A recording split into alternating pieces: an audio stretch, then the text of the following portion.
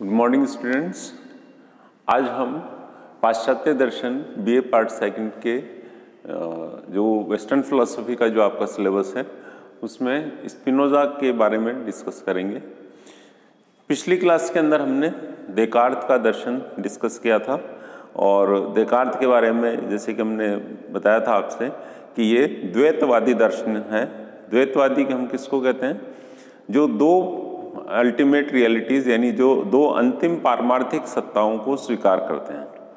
पदार्थ की दृष्टि से या द्रव्य की दृष्टि से अगर हम देखें तो वो दो रियलिटीज़ को एक्सेप्ट कर रहे हैं, एक चेतन सत्ता और दूसरी जड़ सत्ता। तो दो पदार्थ वो स्वीकार कर रहे हैं। एक चैतन्य पदार्थ स्वीकार किया उन्होंने आत्म तत्व के रूप में, मनस या आत्मा को, जो कि एक चिंतनशील सत्ता के रूप में उन्होंने उसको सिद्ध भी किया है। और उसके बाद में उन्होंने एक जड़ पदार्थ को भी स्वीकार किया। यानी जो तत्व की दृष्टि से अगर देखा जाए तो वह द्वैतवादी दार्शनिक के रूप में उन्हें जाना जाता है, क्योंकि दो पदार्थ या द्रव्य वह स्वीकार कर रहे हैं।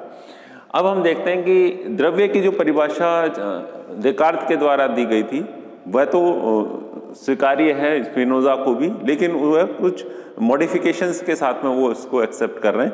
मॉडिफिकेशंस इस रूप के अंतर्गत कि जैसे जहाँ तक देकार्त ने बताया कि द्रव्य वह पदार्थ है जो सरल है, जिसे और अधिक परिभाषित नहीं किया जा सकता, यानी उसका विखंडन उसका नहीं किया जा सकता। तो ये तो उन्हें भी एक्सेप्टेबल है।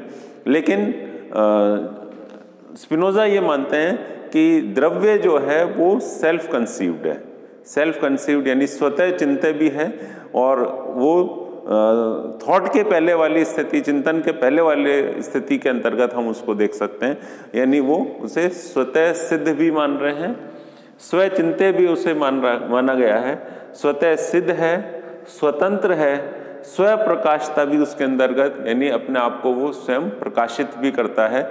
जिस प्रकार से एक जो ट्यूबलाइट होती है वो पूरे कमरे को प्रकाशित कर देती है, रोशन कर देती है और स्वयं भी दिखाई देती है, ठीक इसी प्रकार से जो पदार्थ है यहाँ पर वो अपने आप में स्व प्रकाशक है, यानी सेल्फ इल्यूमिन उसको हम कह सकते हैं। वो स्वयं को प्रकट भी कर सकता है, प्रकाश भी वो प्रदान कर सकता है। इसी प्रकार से निरपेक्ष भी है, उसकी सत्ता किसी की अपेक्षा नहीं रखती, वो अपने आप में निरपेक्ष रूप से वह सत्य माना गया है।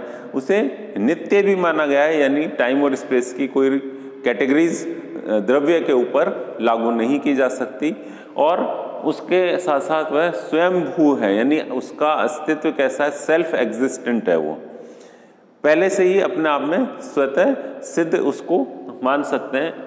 वो किसी अपने अस्तित्व के लिए किसी अन्य की अपेक्षा वो नहीं रखता, वो अपने आप में उसका अस्तित्व माना गया। इसके साथ साथ उसे पूर्ण भी माना गया।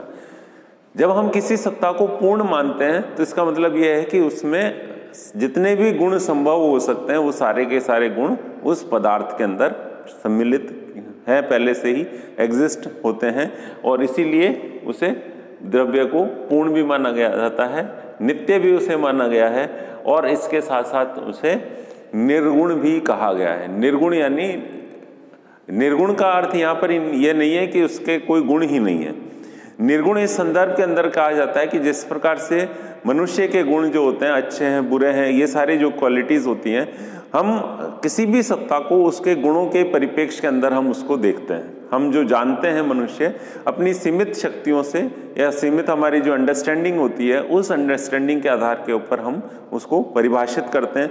भाषा के माध्यम से हम उसको गुणों के माध्यम से परिभाषित करके हम उसको जानते हैं।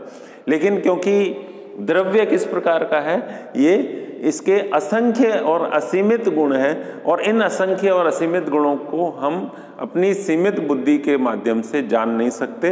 इसलिए आगे चल के स्पिनोजा ने कहा है कि ये द्रव्य किस प्रकार का है, अनिर्वचनीय, यानी वचनों के माध्यम से यदि हम उसको परिभाषित करने का प्रयास करेंगे तो हम उसको सीमित कर देंगे, हम सीमित दायरे के अंतर्गत उसको परिभाषित कर देंगे। कि सपोज करिए कि हम उसको कहते हैं कि वह इस जगत से परे है, ठीक है, तो ऐसी स्थिति में क्या हो जाएगा कि इस जगत से क्या वो इस जगत में नहीं है, तो एक प्रकार से हम उसको सीमित करें। अगर हम उसको कहते हैं कि वह केवल शुभ है, तो शुभ मानने का मतलब यह है कि फिर ये अशुभ की उत्पत्ति कहाँ हुई, किसके द्वारा अशुभ की उत्पत्ति की गई। तो इस प्रकार से हम जब भी भाषा के माध्यम से इस द्रव्य को परिभाषित करने का प्रयास करेंगे तो हम उसको सीमाओं के अंतर्गत बांध देंगे। हमारी कुछ जो भाषा की जो लिमिटेशंस होती हैं उन लिमिटेशंस के अंतर्गत हम उसको परिभाषित करने का प्रयास करते हैं। तो इसलिए स्पिनोजा ने कहा है कि ये जो द्रव्य है ये द्रव्य किस प्रकार का है, ये अनिर्वचनीय, इसको वचनों के माध्यम से, भाषा के माध्यम से उसको हम परिभाषित नहीं कर सकते। तो ये सारी की सारी गुण किसके हैं, ये क्वालिटीज किस प्रकार की हैं कि ये ईश्वर की क्वालिटीज हैं। ये सब अंततः किसकी ओर इंगित किया जा रहा है। इन जो भी परिभाषा मैंने आपको बताई है, जो भी हमने ये गुण बताए हैं, जो सार तत्व जिसको हम कह सकते हैं, ये सब के सब किस में माने जाते हैं, ये ईश्वर के अंतर्गत माने गए। तो इसलिए स्पिनोजा कहते हैं कि द्रव्य और ईश्वर एक ही है। अगर हम द्रव्य से पृथक किसी की सत्ता स्वीकार करते हैं तो वो उसको लिमिट करेगी, वो उसको एक क्षेत्र के अंतर्गत सीमित कर देगी द्रव्य को। इसलिए वो कहते हैं कि द्रव्य से पृथक किसी की सत्ता का अस्तित्व है ही नहीं। तो फिर हम ये देखते हैं कि अब किसी द्रव्य के अलावा कोई सत्ता है ही नहीं, तो इसका अर्थ क्या है कि अंतिम रूप से जो सत्य है, जो नित्य है, जो शाश्वत है, वो क्या है, द्रव्य स्वयं है। और वो द्रव्य जब हम एक ही तत्व, एक ही पदार्थ को हम उसको स्वीकार कर रहे हैं तो हम क्या कह रहे हैं कि ये एक तत्ववाद में विश्वास करते हैं। केवल एक ही पारमार्थिक सत्ता है जिसके आधार के ऊपर संपूर्ण सृष्टि की व्याख्या की जा सकती है। इसके अलावा कोई तत्व या पदार्थ है ही नहीं। तो इसका मतलब क्या हो गया कि जब एक ही पदार्थ है और वो पदार्थ किस प्रकार का है कि वो सभी जगह व्याप्त है, सर्वव्यापी उसको कहा गया है। यानी इस जगत के कण कण के अंदर वह पदार्थ व्याप्त है, ठीक है, वो स्थित है। सर्वज्ञ उसको कहा जाता है कि वो सब कुछ जानता है और सर्वव्यापी है और सर्वशक्तिशाली भी है। तो इस जगत के कण कण के अंदर वो व्याप्त है। ऐसा कोई कोना, ऐसा कोई स्थान नहीं है जहाँ पर कि द्रव्य यानी ईश्वर नहीं है। तो ये द्रव्य की एक तरह से उन्होंने विशेषताएं बताने का प्रयास यहाँ पर स्पिनोजा के परिप्रेक्ष्य के अंतर्गत हम इसको द्रव्य को इसी प्रकार से बता सकते हैं। तो ये जो कंसेप्ट है, इस कंसेप्ट को कहा जा सकता है, इस प्रत्यय को कहा गया है सर्वेश्वरवाद। 3 शब्दों से मिलकर बना है, सर्व प्लस ईश्वर प्लस वाद। सर्व का मतलब सभी या सब कुछ, और ईश्वर जैसे कि हम जानते ही हैं कि एक अति प्राकृतिक देवीय सत्ता को हम सुपरनेचुरल पावर के फॉर्म में हम ईश्वर को हम जानते हैं। और वाद यानी विचारधारा, जिसके अंदर हमारी आस्था होती है या जिसके बारे में विचार प्रकट किए जाते हैं, एक जो सिद्धांत के रूप में हम उसको स्वीकार करते हैं। तो ऐसी विचारधारा सर्वेश्वरवाद क्या हो गया, एक ऐसी दार्शनिक या धार्मिक विचारधारा जो ये स्वीकार करती है कि ईश्वर सभी जगह कण कण के अंतर्गत व्याप्त है। तो ये किसी एक पर्सनल गॉड को स्वीकार नहीं करते हैं।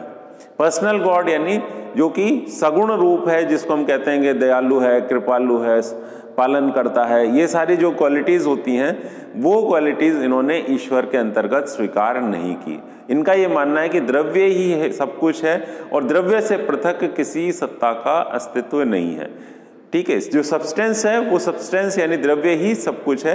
तो और उसकी जो क्वालिटीज हैं वो निर्गुण है, अनिर्वचनीय, यानी पर्सनल ट्रेड्स, पर्सनल क्वालिटीज के फॉर्म के अंतर्गत पर्सनल गॉड उन्होंने एक्सेप्ट नहीं किया है। तो ये एक प्रकार से कैसा है, ये अनिर्वचनीय सत्ता के रूप में द्रव्य की सत्ता उन्होंने स्वीकार की।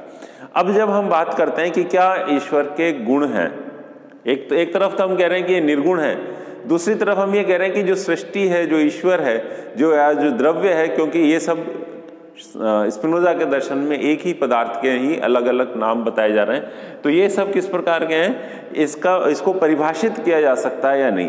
तो स्पिनोजा कहते हैं कि ईश्वर को परिभाषित नहीं किया जा सकता, द्रव्य को परिभाषित नहीं किया जा सकता, लेकिन द्रव्य तो एक ही है और उसके अलग अलग गुण माने गए हैं।